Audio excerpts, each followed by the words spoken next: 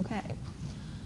Now the next approach here, if you get the idea of income statement approach, what contribution margin approach really is just substituting a portion of the information that you just learned earlier. Just we call the differences between sales revenue and variable costs. We call that differences portion contribution margin. So if you go back to this equation earlier, you tell me which portion looks like contribution margin. The differences between sales and variable costs. So really is this first part of the equation.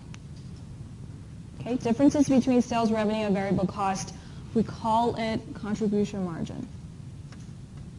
Why? Because this is really the portion, the difference is, the larger this is, the more your company is able to cover this fixed portion. So this portion contributes to covering fixed costs and contributes to provide profit for a business. Remember, fixed cost is always there. Regardless of the number of events, you have to cover this $12,000. That relates to perhaps full-time employee's salary, relates to straight-line depreciation of assets and machines. This is a portion that no matter what you have to cover. You're really generating this portion contribution margin in order to cover this, to get to profit. Okay, so we call the differences between retail price and variable costs contribution margin, which is the $120 for each and every event your company held. Okay, so this portion is the same as that equation, it's just that now we're substituting that differences, call it a new name, and then again we minus fixed cost equals operating income, and we want to set this at 0 to figure out, again, what is the number of events, the X here. Okay, it's just two different approaches. And this chapter particularly will be focusing on contribution margin approach, also for later analysis. Okay, so income statement approach really is just guiding you to understand what this is about. We're just substituting the first portion, give it a new name, contribution margin, because it contributes to covering the fixed costs incurred in the business and contributes to later on getting profit. Okay, so meaning that the more number of events the company is able to provide to customers, this portion grows larger and larger, large enough to cover this, then your company is getting profit. Okay, so let's take a look at the equation again. Same equation, but now we substitute the first portion, put a bracket around it, and we call it contribution margin per unit. So remember earlier we had 200 multiply units, 80 multiply units sold, minus $12,000. Now the first bracket here represents 120 multiply units sold, then minus $12,000. Okay? So what does this lead us to? It leads us to a shortcut equation listed here.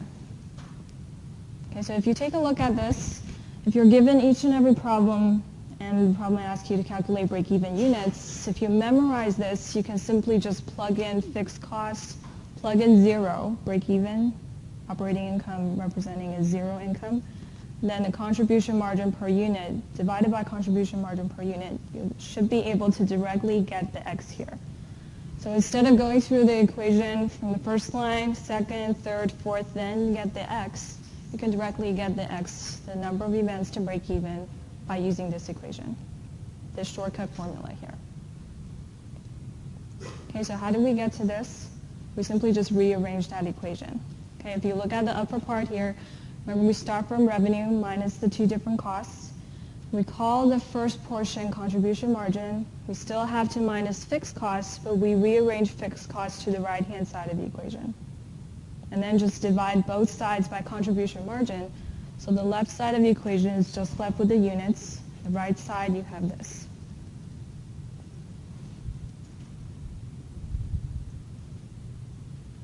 Okay, so remember earlier we had this problem? If I want to represent this in the formula, how would I write this down? Fixed cost, $12,000. What about operating income? 0, because we want to calculate break-even point. Then divided by 120. So this portion we get 120 from sales minus variable cost 80. So we should directly be able to get 100.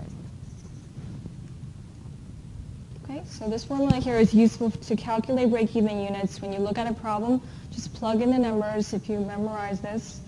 So to understand this better, really, we're using contribution margin, which is the $120 you generate from each and every event, to divide fixed costs. So the larger this portion is, the more you're able to cover fixed costs, and you want to know how many units you should be getting in order to cover that full $12,000. So you use the 120 to divide $12,000 to get the 100 events break-even point.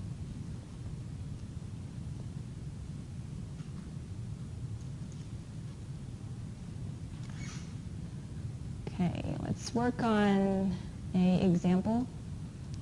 Okay, before we do that, this is really just covering what I just wrote here on the whiteboard.